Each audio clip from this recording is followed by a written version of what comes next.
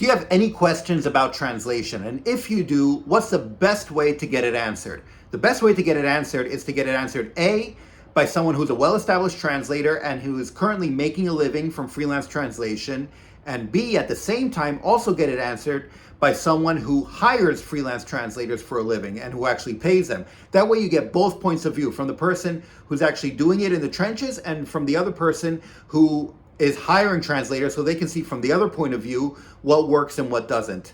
So if you have any questions about freelance translation, then feel free to comment down below or feel free to ask, because on Monday, April 22nd, I'm going to be collaborating with Adrian Probst. You probably know him. You probably know his channel, Freelanceverse, and we're going to be collaborating, and we're going to both be doing a Q&A session, answering questions about translation. It's going to be on his channel, and then I'm going to post a video later on my channel as well.